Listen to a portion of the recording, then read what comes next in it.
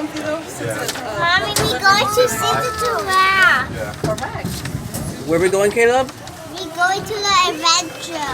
Okay. Caleb, Noah, where are we going? Noah, where are we going? No, where are we going, Noah?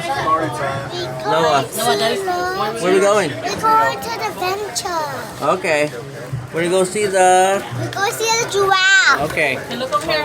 Cheese. How many does he have? I got it. You guys go. You guys are good. You guys are good. Caleb, where are we going? We're going to the adventure. Okay.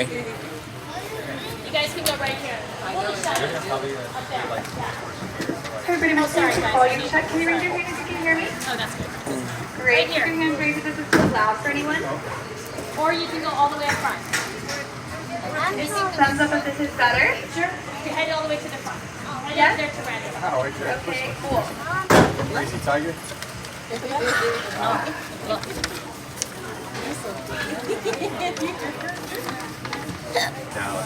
Those schools are Hi everyone, welcome to San Diego State Safari Park African Tram. My name is Madeline.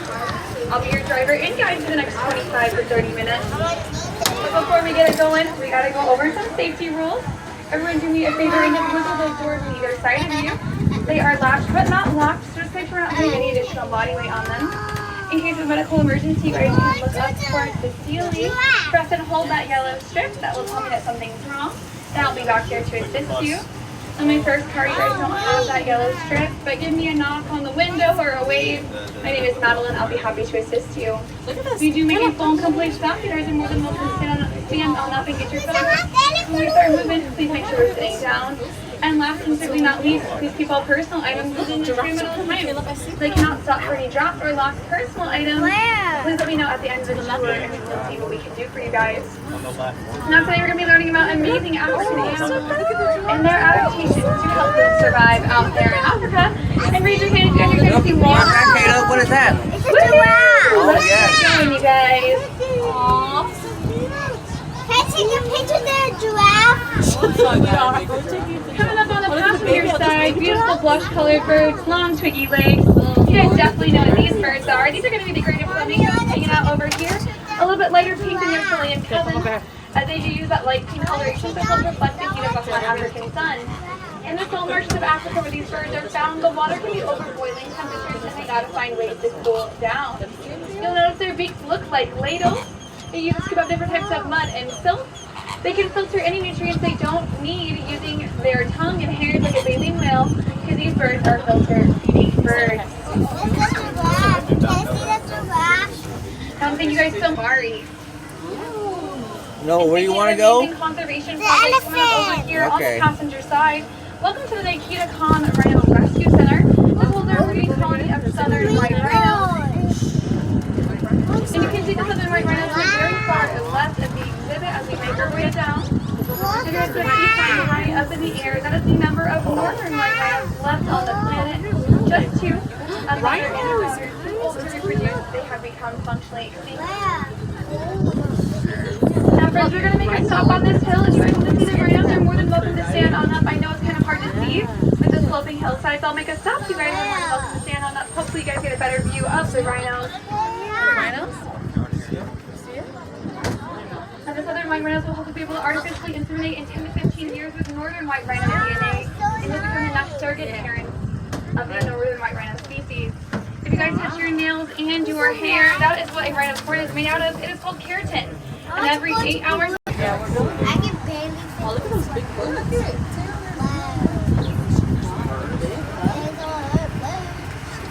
Alright, my friends, driver's side, that's where we're headed. We're headed into the African savanna.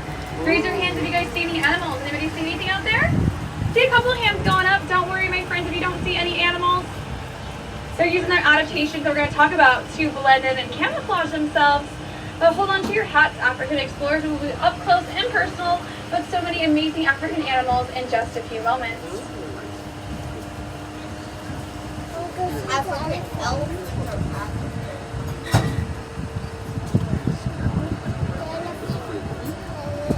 Now we talked about how rhinos are poached for their horns. We believe that rhino horn has medicinal properties, but unfortunately it does not. And on the passenger side, the most poached plant in Southern California are these succulent-like flowers on this rocky hill. And flower gardens, water and shelter for native plants and animals. Just doing our part to help all lives thrive together. Alright friends, we did it! We made it into the African savannah. And coming up on our passenger side, their coffee creamer colored backs, white marshmallow bellies, these are the Sumac gazelle using their sandy backs to help them blend in with the arid parts of the savannah. And their white bellies they use to help reflect the heat from the ground of the hot African sun, just like our greater flamingos. Now you'll notice that these guys are all laying in looking directions. This behavior is called a watch circle, where animals will look and lay in different directions to watch out for predators. It is a common behavior found in most prey species in Africa. So let's connect the dots as we see more animals along the way. They will be exhibiting this exact same behavior. Oh, look at that's Oh, yeah. Oh, wow. Coming up on the driver's side, your rich espresso brown color with backwards facing horns. so cute. That's right, they're all laying in looking different directions. Oh, yeah. Watch circle behavior. These are going to be the sable antelope. I like to call them the chocolate chips of the savannah. There's one of those in the middle, just the little ones with short stubby horns. Those are going to be the little babies. And what we call a crush, a more mature version of a nursery, where young adults and older juveniles will look out for one another so they don't become eaten by predators. You'll notice that everybody has horns.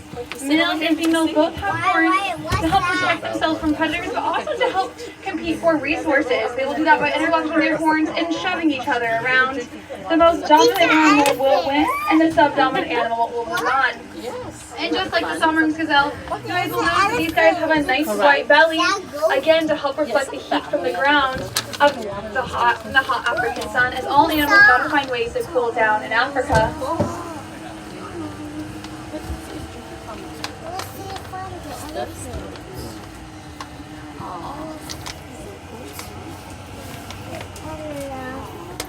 Now way up on that hillside, friends, we're gonna focus our attention to the kind of the clump grouped by those logs.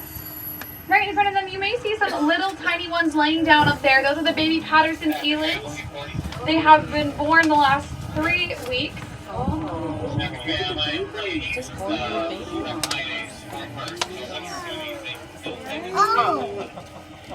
And those babies I know are super far away, but we'll see them hopefully on the back end of our tour. But that being said, the Patterson eland are the largest species of antelope, standing 6 feet tall, weighing 2,000 pounds, the same weight as an eastern, since they tower over all the other animals in the savannah. And I found them, the Maasai giraffe, their rich chocolatey brown, espresso brown color, the same color as our sable antelope. You guys will notice that they do stand high and tall above everybody else, and the apple coloration they use to help themselves camouflage against the acacia tree, the shade of the acacia tree that these guys do eat. And if you point your pointer finger up in the air and bend your elbow, that's how long a giraffe's tongue is on average. For every foot of giraffe, there is going to be an inch of tongue that follows it. So yes, the tongues are nice and super long. And their tongues are a nice, rich purple coloration. That purple coloration helps protect them from the sun, offering a form of sunscreen for themselves, as these animals do spend 18 hours a day eating. Now catching a glimpse of these big black boulders all laying down together, these are going to be the Cape buffalo.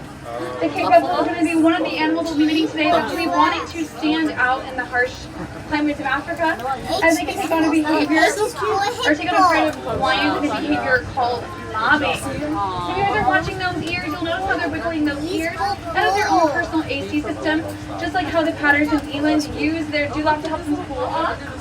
The Cape buffalo's ears are used in the same way, helping them cool off as well by putting the blood into the ears. They'll fan their ears, sending them up, and cooling themselves off. Now they're seeing that watch circle behavior as well. Alright friends, driver's side. Raise your hand if you guys see those zebras up there. Driver's side, walking along the pathway. Yes, those are going to be the grevy zebra, our bachelor herd. Always fun to watch, see them out here. And they're out in Central Africa. We're about to head up to Central Africa in just a moment. But the grevy zebra are the largest species of zebra, critically endangered due to farm animals in their natural grazeland. And these guys are really important because they're the lawnmowers of the savannah, able to digest really tough grasses that other animals cannot. And really the most tender bits for animals we've met today, like the sable antelope, Sumac gazelle. Caleb, you having fun? Now if you guys are wondering why they have their stripes, their coloration like Noah. the buffalo helps them stand out. But if you squint your eyes and look at the zebras all together, they kind of use those stripes to blend into one another. Before we Rhino? Let's see. You see it? This is the smallest species of rhino. Oh, yeah. Weighing 2,000 pounds. A nice slender body that does allow it to be able to move to the lush parts of Central Africa. Right here. Right here. The rhinos right here. It's a prehensile upper lip, finger-like slip. That helps it grow different types of leaves, like our giraffe. Now look at me, Ari and Kenny. They're going to be a breeding pair, part of a species survival plan. It's basically Match.com for animals.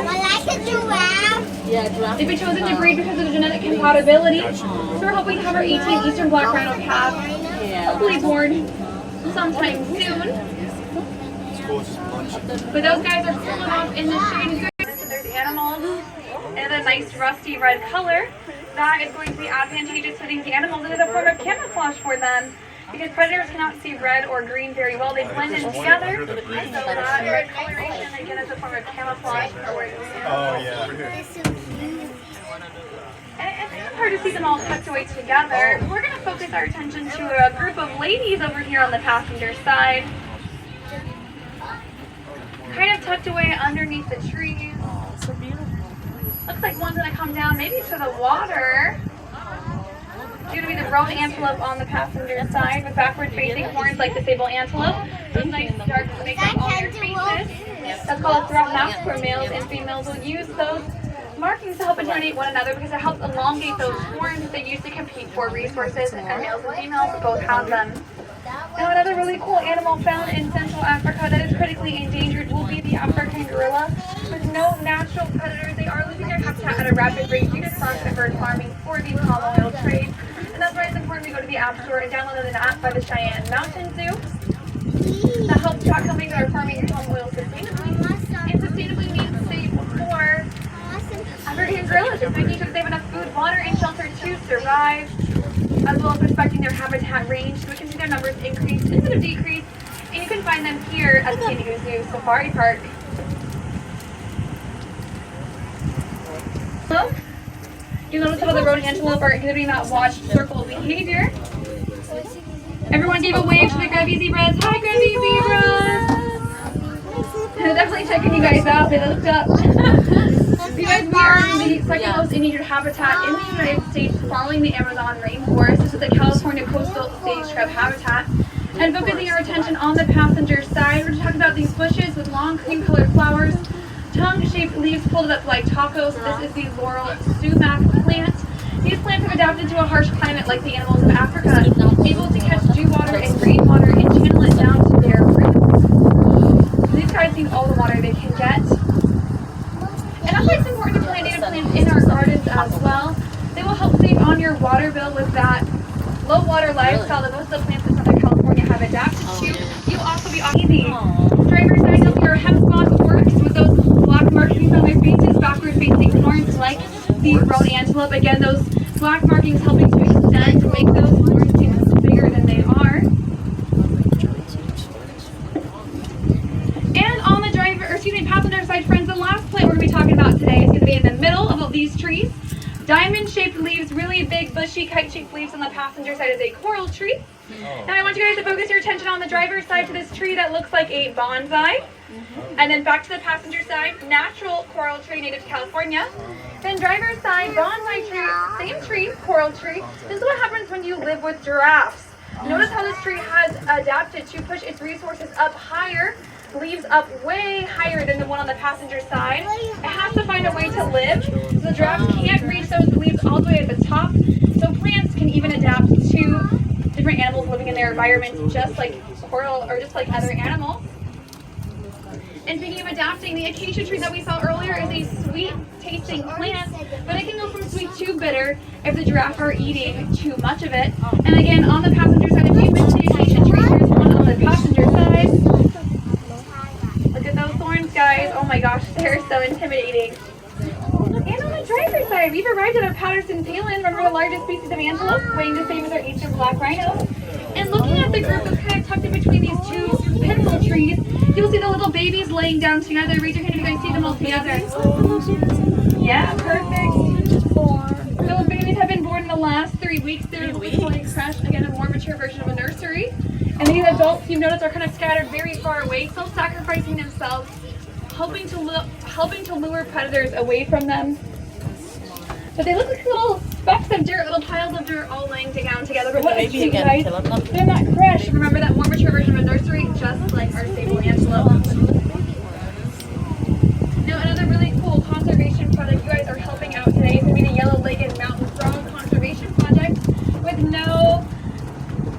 that we've actually helped because they are being decimated by a certain type of fungus. San Diego Zoo Wildlife Alliance has raised over 200 adults, over 600 individuals, and released them with radio and transmitters back into the world. This favorite exhibit is the African cheetah. They are known for being what are called frolicking, where they can jump up to 6 feet in the air, taking out cheetahs as they try to catch them. Wow. So these guys are going to be interesting runners. While the African cheetah can only run speeds of 70 miles an hour for 30 to 60 seconds, if these guys get a jump on the African cheetah and get a head start, they can definitely outrun them. See? But if there's anything to think about every ecosystem in the world made of native plants and animals, after you go Jenga, and they all need to work together to help each other thrive. So if one of the populations of a certain plant and animal versus this line, that's when we all go to the first fill that role that those native plants and animals are fulfilling. And that being said, that's why it's important to help all lives thrive together, not just in our own backyard, but also helping those animals and plants around the world. Now we talked about some ways we can do that today, but let's talk about a couple more. Maybe we can do things like not idling in our cars, reducing our carbon footprint and reducing greenhouse gas emissions, or maybe biking to work, helping animals in our Arctic hub like polar bears and beluga whales. Maybe we can move towards more sustainable forms of energy. Like the smallest of things, friends, we can help all life thrive together and help preserve the native plants and animals on this planet for generations to come. And that is what the San Diego Zoo Wildlife Alliance is all about, guys. Alright, friends, on the passenger side, welcome to East Africa. Let's keep our eyes peeled for some amazing animals. Peacock? Oh no, it's not a peacock. Oh no. Looks like tail. You're out there, dude. You're out there. There's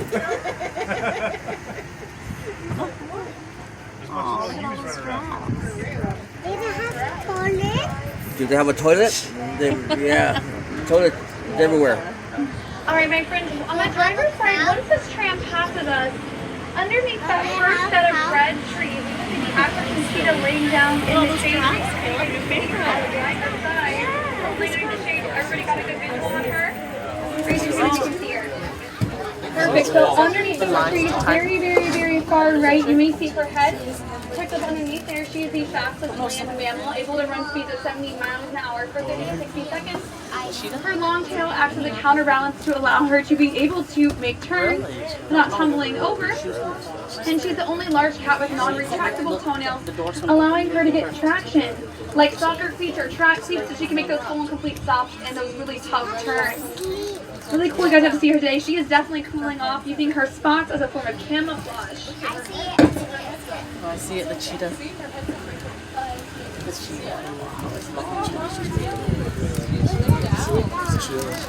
Alright friends, passenger side, I found our tower. Remember that's what a group of giraffes is called, a tower of common giraffes. And you'll see one little lady all the way on that lush green hillside, passenger side, laying down. She is about a year old. She looks so tiny compared to her aunties, her mom and her dad, but I promise you guys this lady was born at 6 feet tall. She's able to drink her mother's milk because she's a mammal. And even crazier, you guys, she crashed to the ground from 6 feet high because giraffes give birth standing up. That broke the embryonic sac, and then less than an hour later she was up and moving. Because she has to. She is susceptible to predators who are trying to eat her.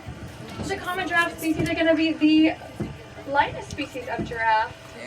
And again, these animals are the Born watchtowers 6 of feet the tall, savannah, huh? able to see, smell, and hear over 2 miles away from them. So on windy days, it normally is the rule that the other prey species who don't have this good eyesight will clump around the giraffes, relying on them to help them see and spot predators. And that rule is if a giraffe starts to run, and you probably should too, so you don't become a cheap snack for other types of predators like lions, cheetahs, and hyenas.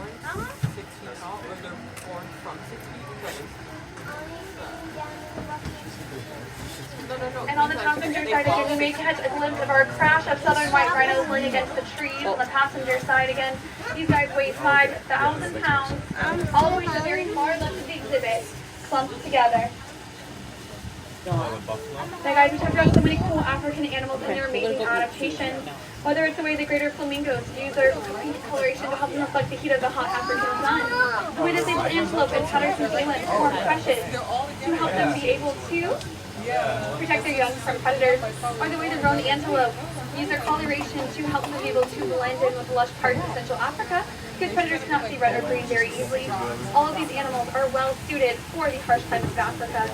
But more importantly, we couldn't do what we do here at the San Diego Zoo Wildlife Alliance without your guys' help. Whenever you go to the two front doors of the San Diego Zoo Wildlife Alliance, whether that be Safari Park or the zoo downtown, you guys are being in LA for wildlife. You're helping a nonprofit organization with all your different continents around the world. And friends, that is being an ally for wildlife and helping to continue the mission of the San Diego Zoo Wildlife Alliance by helping to preserve native plants and animals found on all continents. Want to go home or you want to stay here?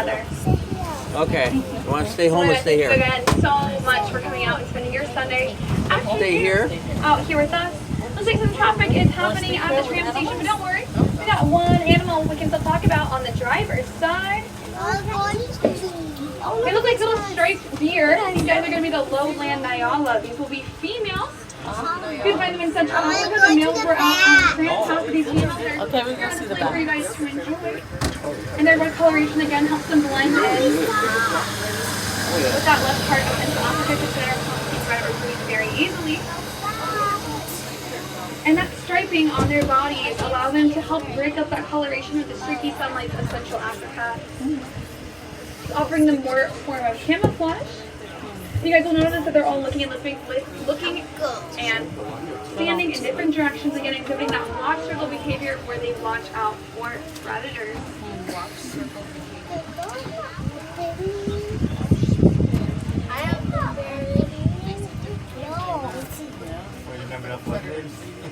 Alright friends, it looks like it's our time to head back to the tram station. My name is Madeline. I've been your driver in charge for the last Went when it was like 30 minutes. perfect. I'll be at the front of the tram Because to it was answer any lunchtime. questions you guys That's have. true. Now they're back from lunch. When we make a full and complete stop at the tram station, you guys are more than welcome to open up your own doors and exit on the right-hand side of the vehicle. I hope you guys remember to wear your sunscreen, your hats, drink lots of water, and stay cool, and enjoy the rest of your day here at the San Diego Zoo Safari Park.